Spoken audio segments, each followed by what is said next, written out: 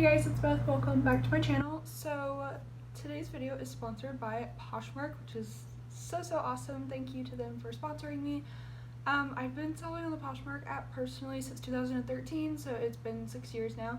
I am now a Posh affiliate, which is super awesome. So I thought maybe today I should share some of my tips for making money on the Poshmark app.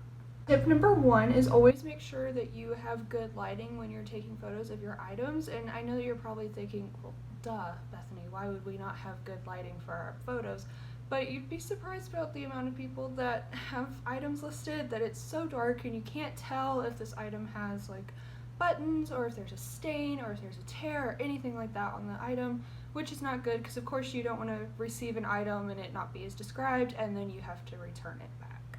So that being said, you don't have to have amazing like photography studio quality lighting or anything like that. Like even right now as I'm filming a YouTube video, I am filming with a window and a lamp. Like that is what I have. So like literally just taking your photos in front of a window makes such a big difference. So I'm gonna quickly flash on the screen the difference between taking a photo like at nighttime with flash and then a photo during the daytime with natural lighting, just so that you can see the difference between the two and understand better like why you would want to have natural lighting.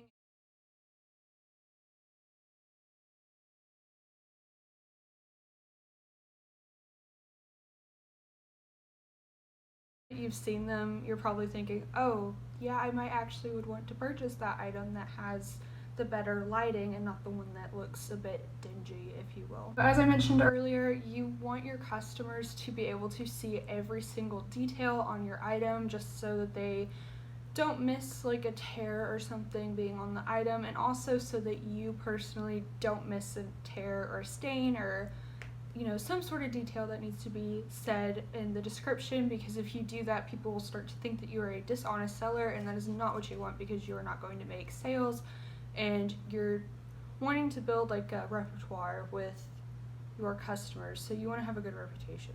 Number two is always make a good listing title, and that also probably seems like a no-brainer, but I have seen so many listings that it's like selling because this item doesn't fit me anymore, or selling because this isn't my style or something like that as the title. You don't want that to be your title. You would want your title to be something along the lines of like the brand, adjective, and then what the item is. Like that is what you would want for a title, because you want your title to be descriptive, accurate, eye-catching, like big three. I'm going to show you guys some items I currently have listed on my closet for sale and telling you what the title of that item is.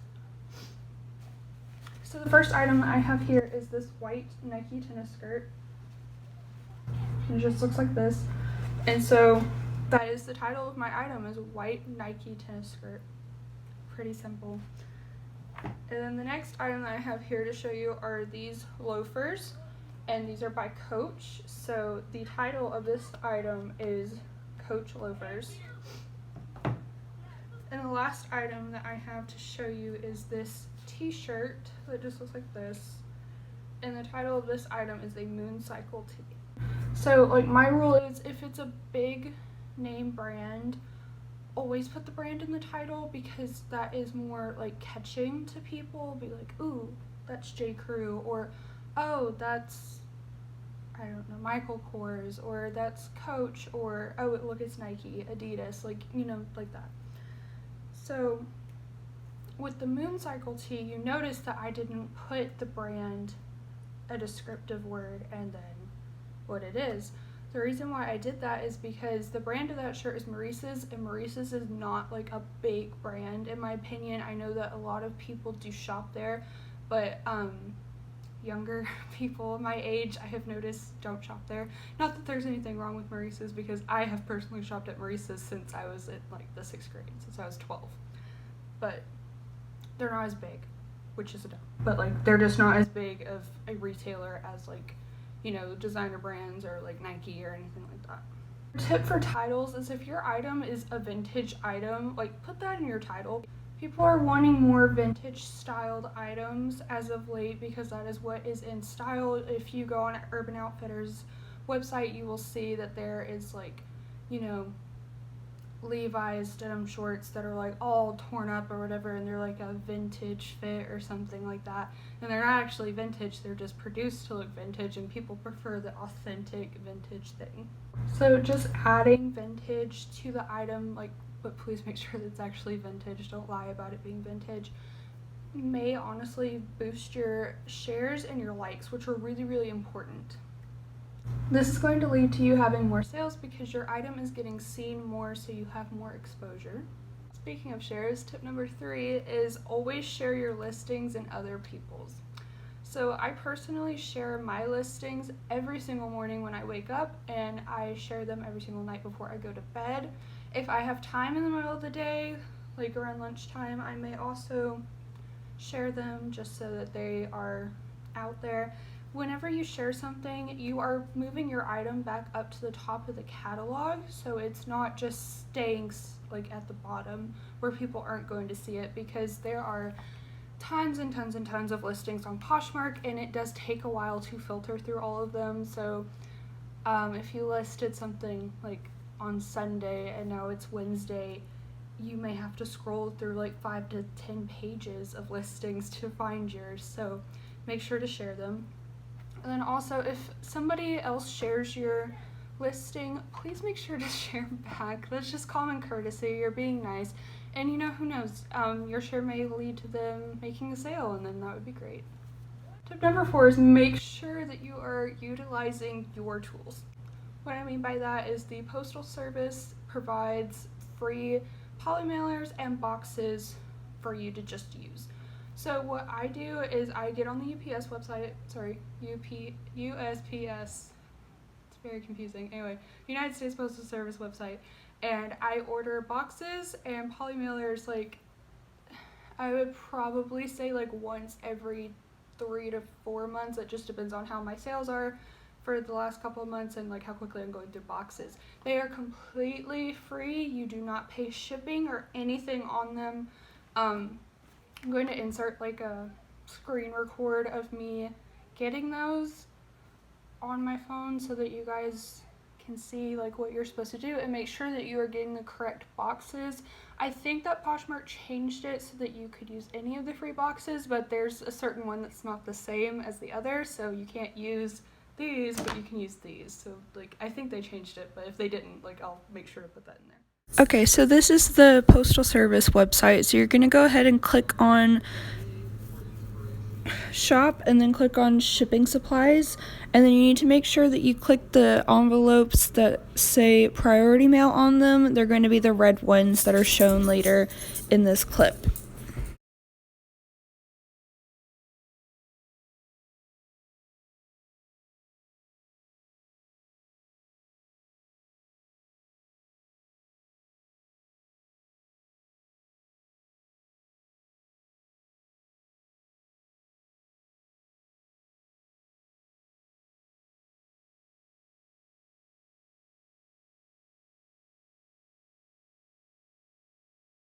Like investing just a little bit of money into your sales, and you don't want to use like the plain poly mailers or boxes that the Postal Service provides, you can buy some online because a lot of boutiques do that. And these are what mine look like. They're just these cute little lemon ones. They just look like this. These are not padded with bubble wrap like the poly mailers are from the Postal Service, so just keep that in mind. I think you can buy a padded version of this, but I haven't had any issues with these. I've been using these specifically for the last like year or so, and nobody has ever said anything about something being damaged, so they're good. I will link these specifically down below because I got these off Amazon, and I think I paid, I want to say like $11 or so, and it was $100, so yeah, I'm still going through these a year later. I also wanted to mention that obviously you have to have a printer to sell stuff because Poshmark emails you the shipping label that you're supposed to print out and then tape it onto your item. If you don't have a printer, don't worry about it. Check around and see if you have a FedEx ship and print store near you. Because I move quite a bit, honestly. I've moved like every 4 years for a while now. We just recently moved about 4 months ago at this point now. And so when we first moved, we didn't have our printer for about 2 months. So if I made a sale, I would go to the FedEx store and print my shipping labels there and then just attach them and then take them to the post office. It does cost a little bit of money. It's about 50 cents, I think, per page. But yeah, check around and see if your local library also does printing, because they may do it for free or they may do it for cheaper. I know our old library, it was 10 cents per page, which is a lot better. If you are like really stressed about that fee, maybe just factor that into your pricing for your items so that you have it priced out for the printing and like gas and that sort of thing to get to the post office. And also, if you don't feel like driving to the post office, I'm not sure how well it works for apartments because I haven't done this since I moved into apartments, but when I still lived in a house, I would just have the post office come and pick it up from my house. So you can, if you get the USPS app, you can schedule a pickup so that they will come and pick up your items. So what I did is I would just leave them on my front porch, and my mail person would come and get them because they usually came to like deliver the mail at like 5 in the morning. So they would pick them up and then leave my mail for the day and then go, and then they'd ship them later. So that's, you know, helpful if for whatever reason you don't have a car or you don't have your driver's license, because I was 14 and didn't have my driver's license, so it's useful. Tip number 5 is always list your items just a little bit higher than you want. And the reason why I say to do this is because of like, if you list something, so say that you wanted to make $12 off an item. So Poshmark takes out 20% on items that are over $15, and then they take $2.95 out of sales that are under $15. Okay, in this scenario, you want to make $12 off an item. To make $12, you have to list your item at $15, right? Well, say it's been sitting there for a while and you just really want it gone. So somebody sent you an offer for $10 and you take it. Well, you only made $7.05 off of it that way.